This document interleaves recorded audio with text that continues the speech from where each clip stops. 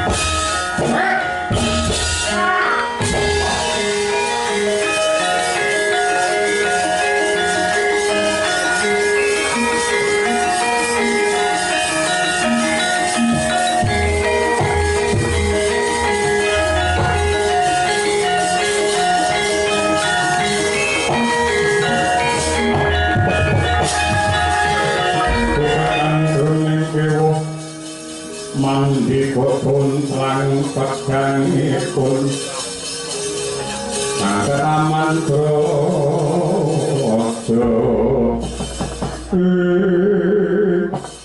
Prayoli natang Wadya bala saka Prigarta Rama kang monggo kulya tanding kalawan Senopati Wirata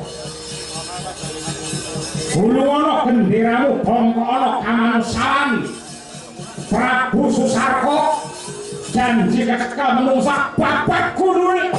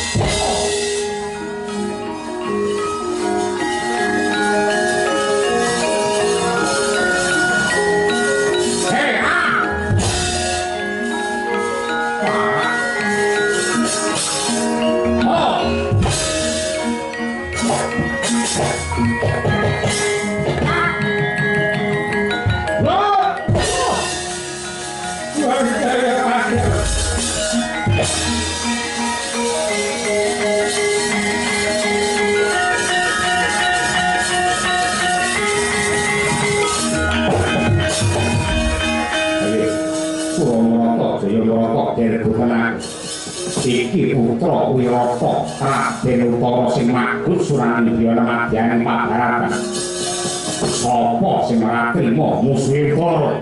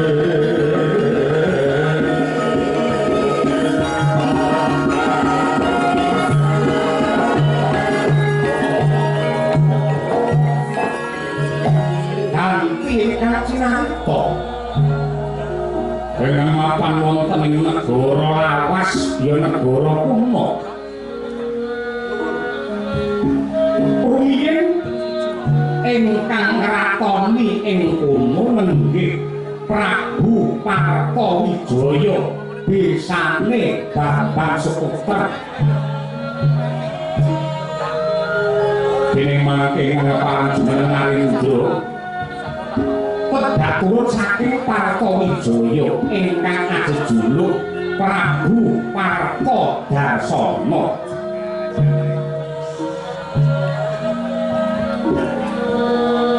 nalika semangke keparing ingkang putra kekalih Kadini Kedana nenggih ingkang nama Bimaratna miwah Bimacandra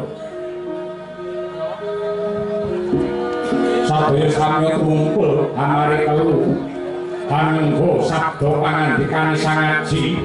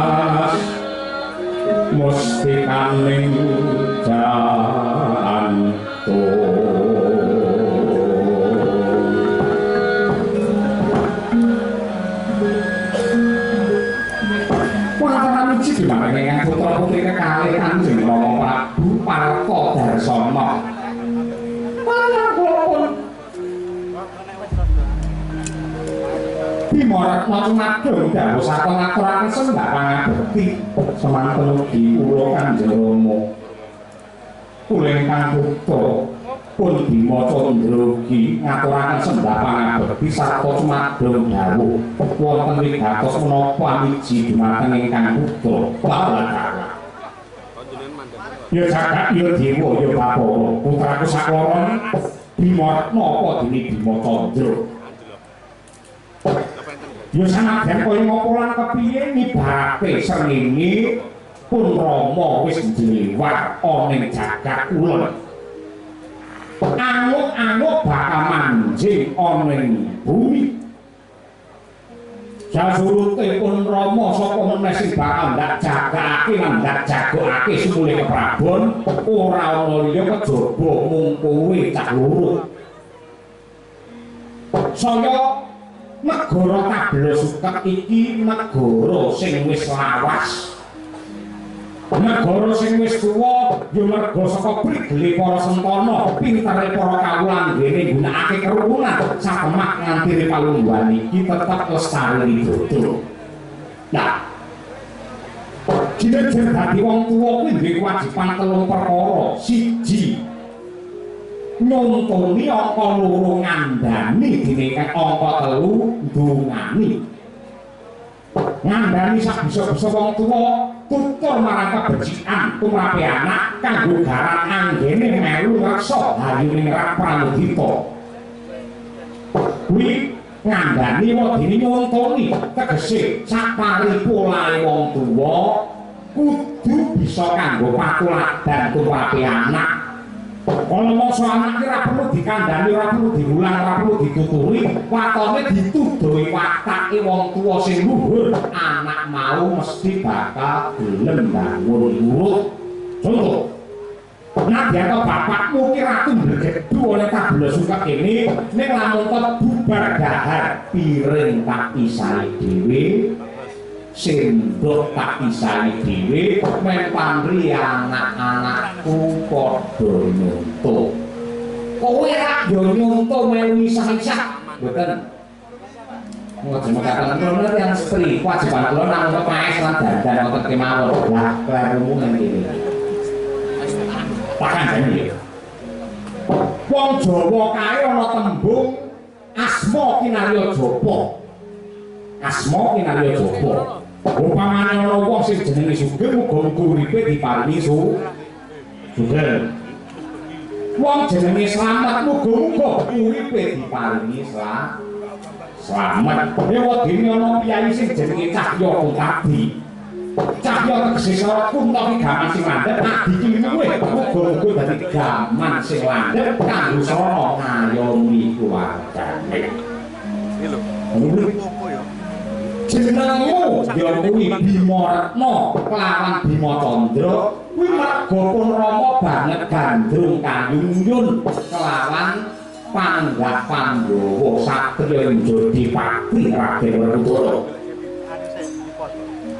panjenengan ini dadi satriya sing bener-bener sepi pamrih kami ini gawe pemandangan makati toh diujiwana apa wae tanpa ngarep-arep bebungah apa-apa Perdambeke bawa laksana yen iya ya iya yen ora ya ora kuwi Raden Werkudara mula besok kapan ana wektu ingkang longgar jeneng sira sakloron bakal ndak sowanake Raden Werkudara disuwunke pangestu syukur bagi sewu lamun kowe cah loro gelem suwita ana ning Jodipati udakara petang taun 5 taun munggah 8 taun ndak kira kowe cah loro bakal dadi satriya pepethingan kan jelas jimat sundal kowe macet padha wae nangis ora ora panuwun tanpa pamit dengan semanten nggih adu parang gak dumateng kula pripun dalu paduka numpak pambudidaya kangge srana saenipun para putra-putra menika. Nuwun sewu. Menawi iki Bima Candra suwita dumateng Raden Werkudara ing bab sing balung leting kulit menika memper. Nek kula menika derajate wanita. Bima Retna menika tiyang estri paribasan Krubya Kabutan Pinjung pinter ndara langit kanggo ngomong dadi wong wingking. Prana pajenenganipun menapa kula gayeng karo ilmu suwita dumateng Raden Werkudara. Gusti Bima Retna. Jamane saiki wis salin. Jamane saiki wis beda. Ing antarane lanang lawan wadon kuwi derajate padha. Mula ana tembung mentereng ya kuwi pasangan gender ngono kae. Antarane priya lan wanita iki padha beda anggene gayeng kawruh lan udingelmu sapa ngerti lamun kok waju anggene nyidhek marang Raden Werkudara jeneng sira dadi satriya putri ingkang pepethingan bisa misah angkara murka tanpa beda lawan garwane Raden Arjuna saka Pancala ya kuwi Dewi Srikandi kowe aja ngupus kowe aja ngupus yen perlu ngenteni sesuk-sesuk dina iki ayo diobyek jagat diubengi aja pati-pati mandeg lamun kok durung suwan ana ngarsane panenggak Pandhawa Raden Werkudara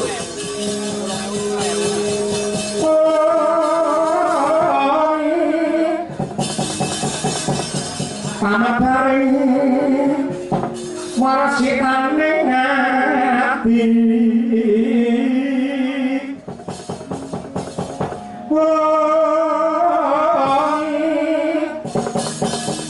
cuman pokok hamiru pujangga tahan muda ing patine marmo kadah pinunggung tan muroket ngeser amin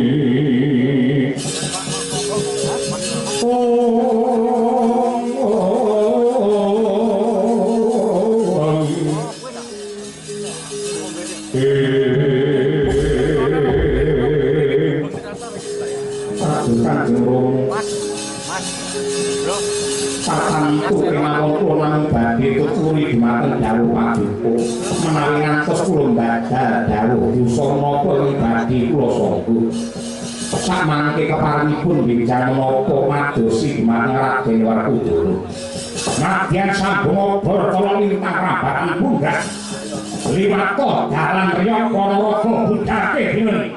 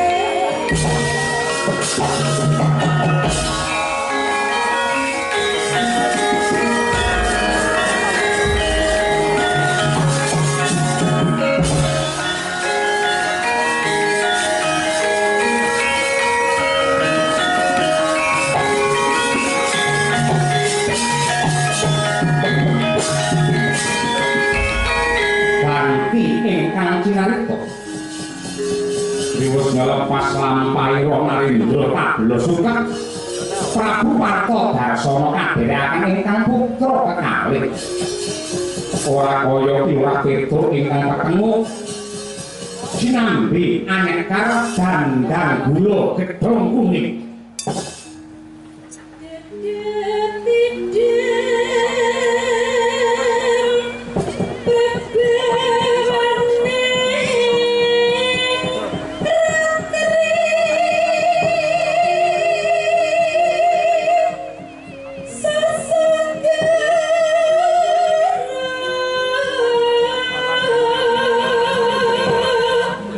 Was manjir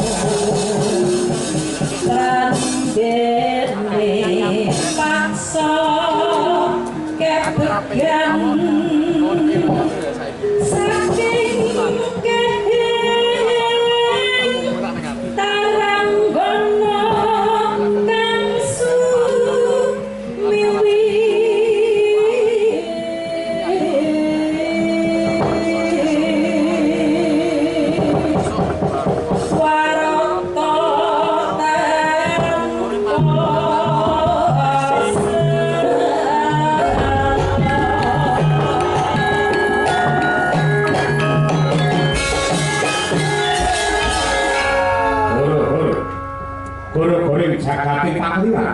Apa to isine goro-goro? Lah ora isine apa-apa. Mumilaya ngurmati mijining repak para kawan. Melampah tirta kencana. Thank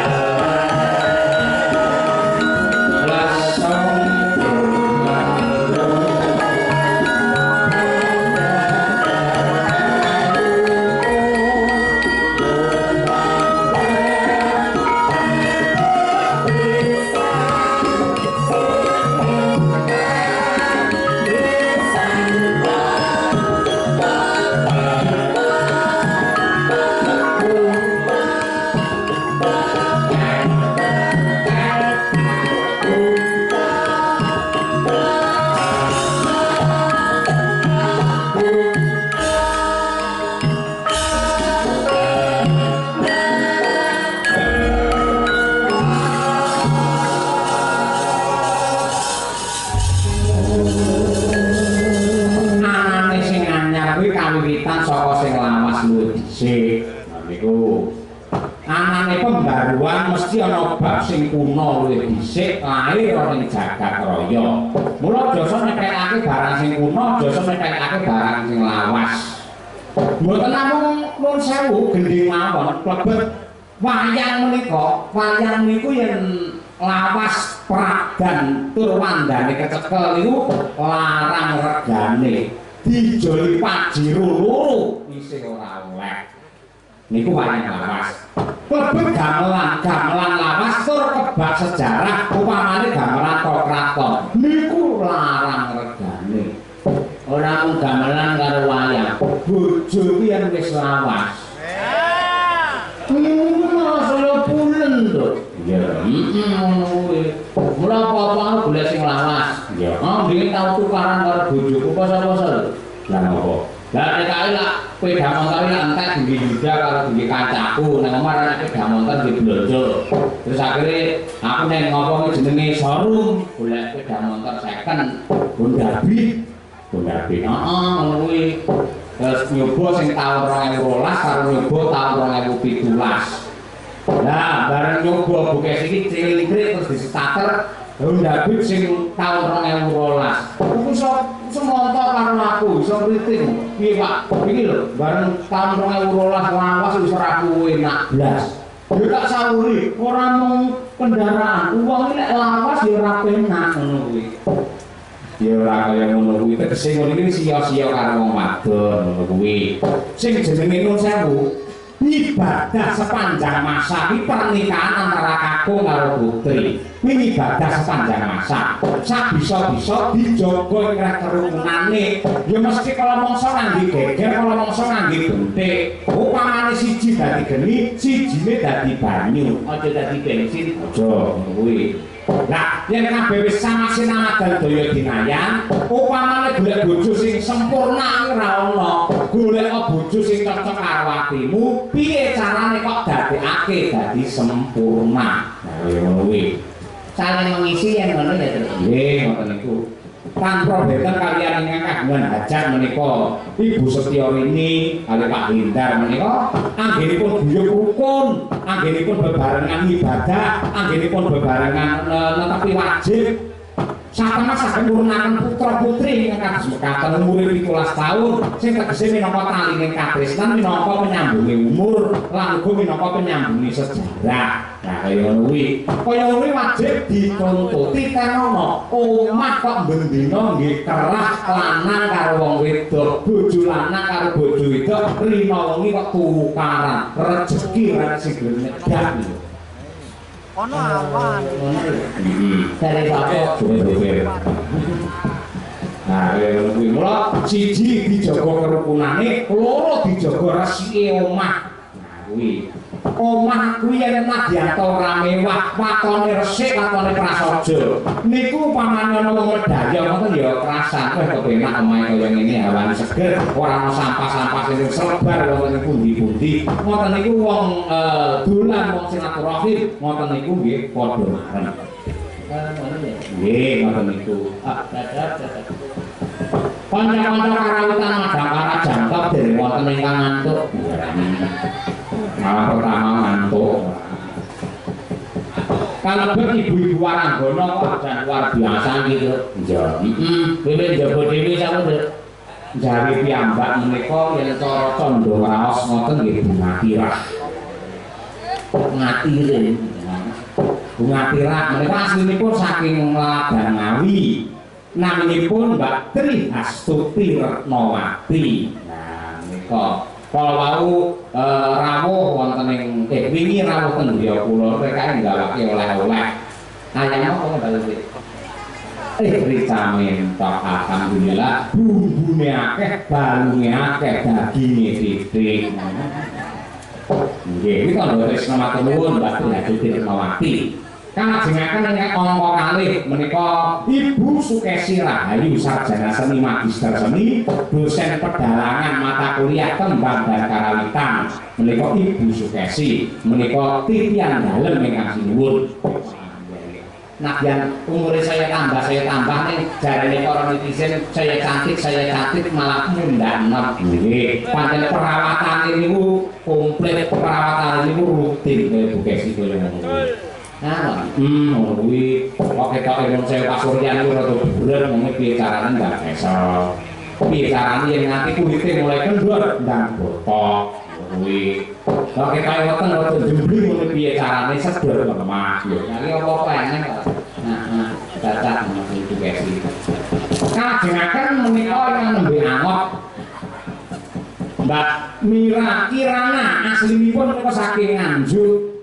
Ning sampun hijrah wonten Aladan Sukoharjo. Nah menika kagarwa dening kadang kula Anem. Sore, Pak. Karena kancane nyoto kok lali to jenengan iku. Yo lali sing mbayari aku kok. Nggih, jenengan traktir matur nuwun nggih. Ayo, cuma matur nuwun kayak tak traktir lah kok gajimu tak sudo soto mau. Walah politike. Aduh. Nggih, bojo kula niku pitutur. Pitutur. Itu tegese angka sing tansah antuk pitulungan saka Gusti.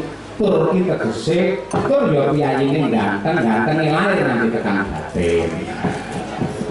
Amin. Ning ireng. Ireng sepur Manis. Nggih, ireng ning manis ngoten.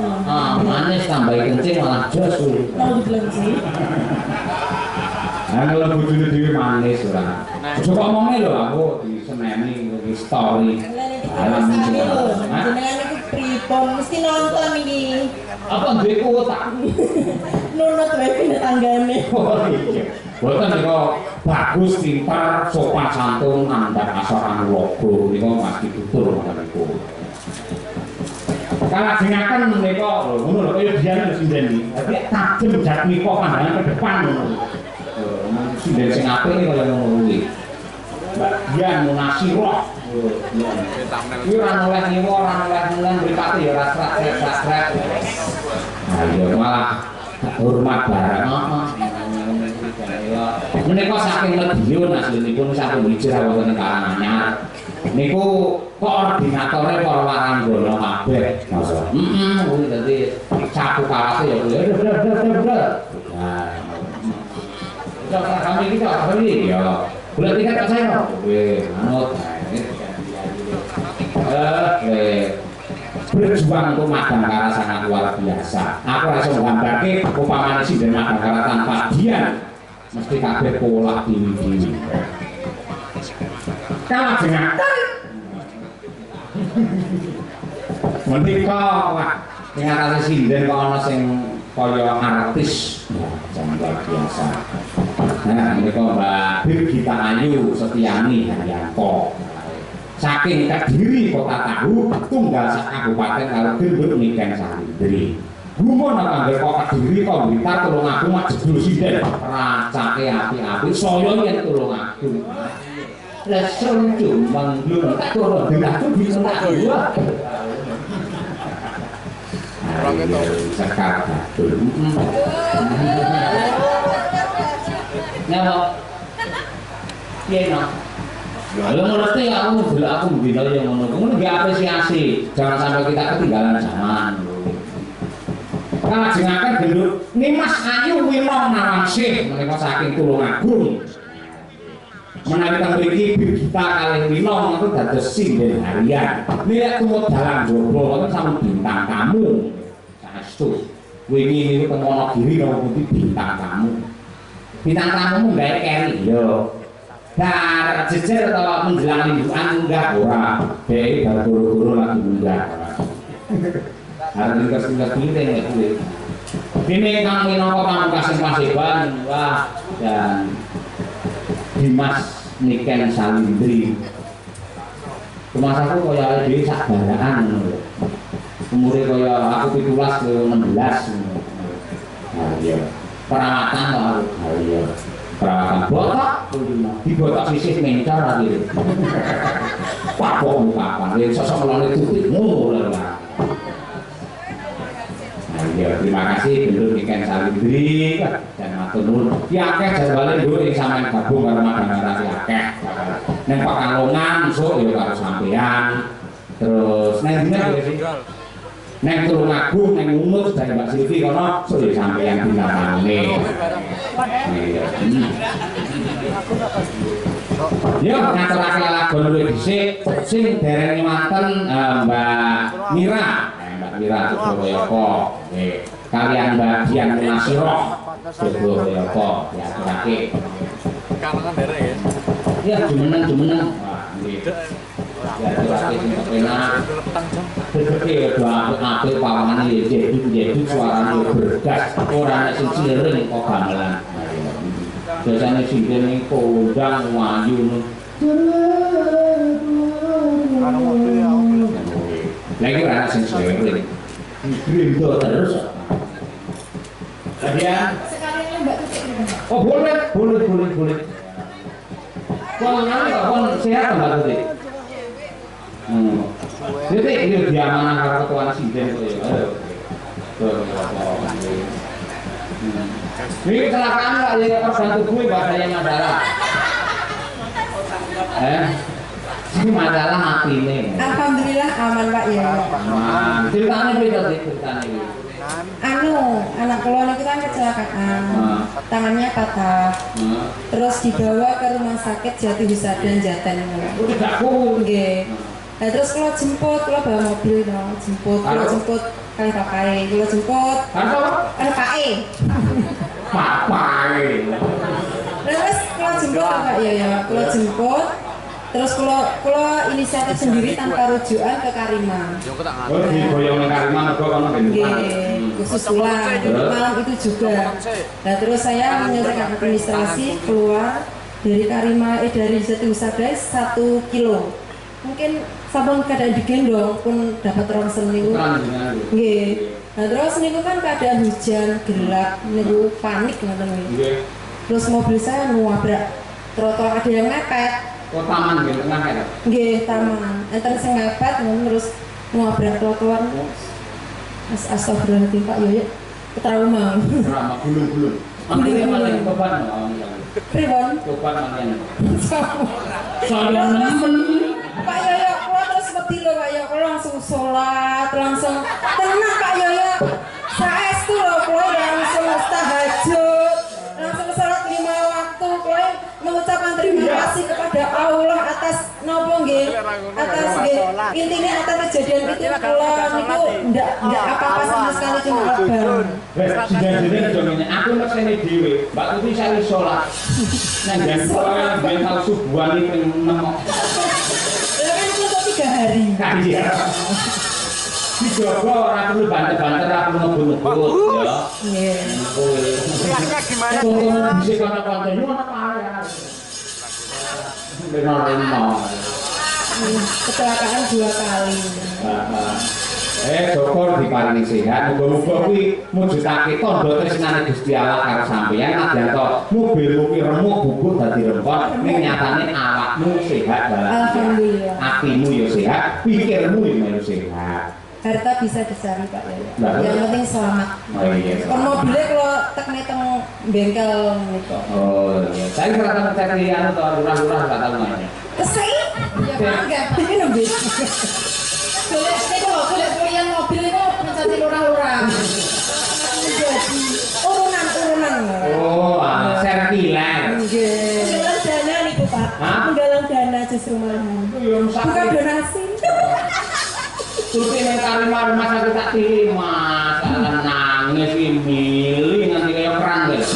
Kalau wedi saestu Pak Yoyo 3 hari enggak makan loh. Milihnya saking ngendi? Di pemeriksaan. Biar. Itu lo ketua lo ya. Senior lo malam ini. Nunggu lo keseneng kene. Hargai. Hargai kami piro. Ya Bang, kita dulu coba kayak apa? Ayo, apa ya? Bawa boleh. Monggo Pak Tati, bawa.